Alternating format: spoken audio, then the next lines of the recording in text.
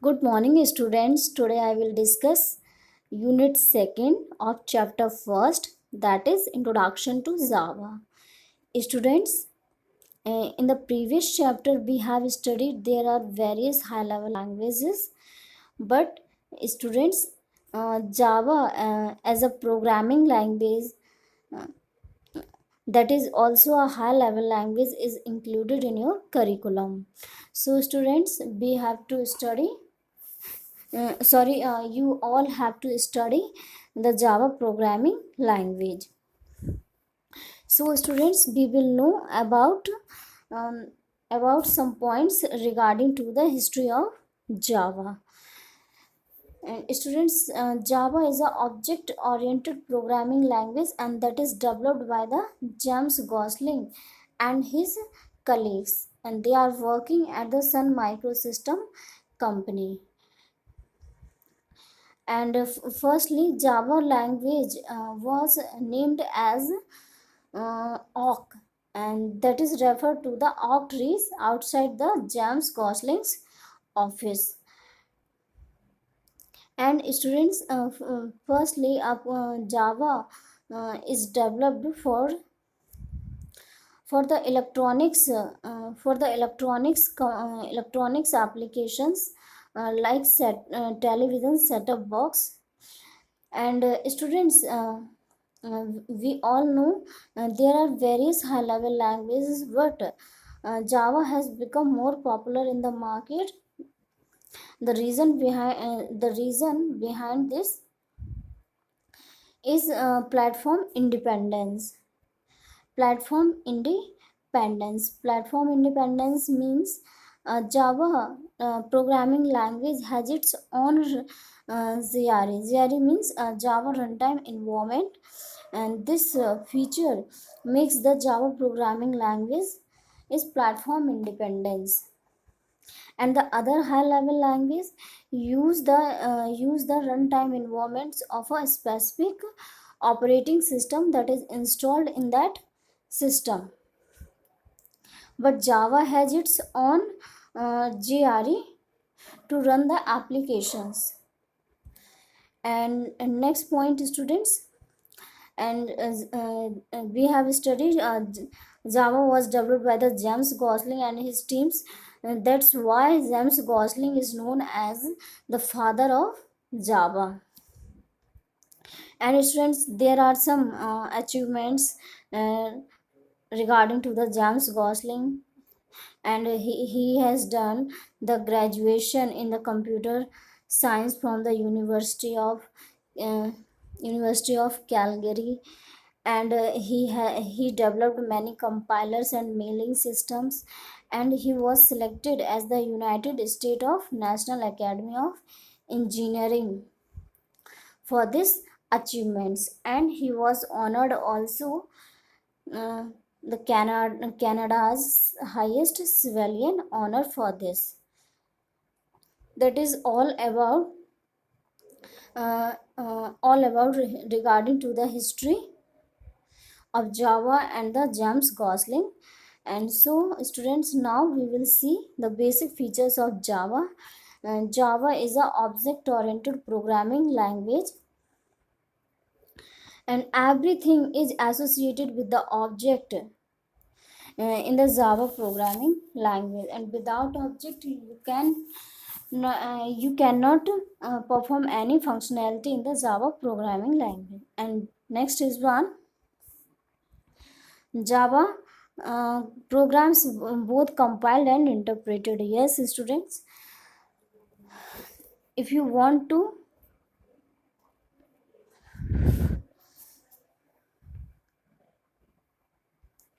write a program in Java language, you need to that program for to compile and interpret it.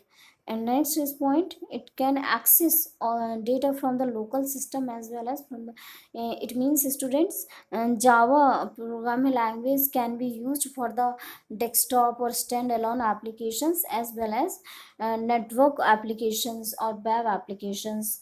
And next is when Java programming is written within a class. Yes, students. And variables and functions are declared in the class, within the class. And next point is Java programs can create the applets and applications. Applets, uh, students, applets are the applications that run on the web browsers, and the other applications like desktop applications as well as web applications. For the web applications also Java can be used. And next point is in Java does not require any preprocessor statement, and Java is a case sensitive. In the Java programming language, uppercase and lowercase letters are distinguished. So students, these are all about uh, the basic features of Java. And now students, we will see what is the compiler and interpreter and why we need a compiler and interpreter, and why we need a compiler and the interpreter also. So students, we have discussed in the previous chapter also. And if if there is a human beings want to communicate with the computer system, and there are three ideas for the communication between the human beings and the computer. First is one, human beings learn to the computer language, means binary language. And third is, and second is one, a computer should learn human beings language human beings language. And third idea is human and computer should should move for learning the new language, means third language, and then they can communicate to each other. But students, idea third for the communication between the human beings and computer is not the convenient and efficient way for the communication. So this idea is not is not preferred for the communication. And now students, I will talk about idea first and second. Idea first and second, students. Um, uh, I have told you, students, if a human beings learn a computer language, so students, everything is very complicated for a human beings to learn, write, and interpret in the form of the 0 and 1. So students, this idea is not also a convenient or efficient way. So, idea number first is also not preferred for the communication between the human beings and the computer. And second idea is that a computer should learn the human beings language. And students, human beings language is pure human beings languages uh, are completely associated with the emotions, feelings also. So and we all know, students, uh, a computer is lack of is a computer is completely unable to understand the feelings and emotions also. So this idea is also is not preferred for the communication between the human beings and computer. So students, now there is an intermediate way for the communication between the human beings and computer, that is the programming language. And programming language is not a completely pure human language, that are nearer to the human languages. So a human beings uh, so our human beings can write instructions or commands, and, and, and that wants to that is given to the computer system by the human beings. So but w- but the program that is written in high level language or programming language, in a programming language, that is not interpreted or understandable by the computer system. So students, this is the situations where we need a where need a translator, where need a translator. And translator is a software that converts the program that is written in high level language, uh, converts into the binary language that is interpreted by the human beings. And in this way a human beings can give the commands for which they wants to instruct to the computer to perform any kind of task. And so students, here the concept of the compiler and the interpreter is evolved. And now students, what is compiler and the interpreter? And the compiler and the interpreter, these are language translator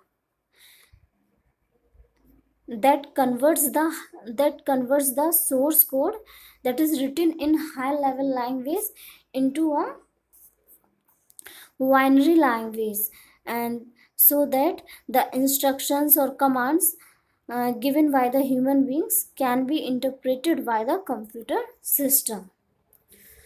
And now students, you can see in the diagram also, there is a compiler uh, that is a language translator. Here a source program, if a program that is written in high level language is known as the source program or source code. And a language translator, here the compiler converts the source code into object code or object program. Here students, and we can conclude a compiler is a language translator that converts the source program or source code into object program or object code, students. And another definition you can also learn, a compiler is a language translator that converts the high level language into machine language. And now students, you can in the similar way, you can see here in this diagram there is a interpreter. It is also a system program, and that converts the high level language to the machine language. And you can see also our interpreter uh, is a language translator that converts the high level language to the machine language. And now students, and here compiler and the interpreter, uh, uh, here compiler and interpreter are same thing? No students, are not same things. There is a some difference. There are some difference between the compiler and the interpreter also. And first is one, compiler converts the whole source program into object program at once. A compiler converts whole program at once, but interpreter converts the source program into object program, one line at a time. And next is one, compiler displays the error for the whole program together after compilation, but interpreter displays the errors of one line at a time. After debugging, the control goes to the next line. So students, this is all about your compiler and the interpreter, and what are the compiler and interpreter, and why we need a compiler and interpreter, and what is the similarity and the difference between the compiler and interpreter.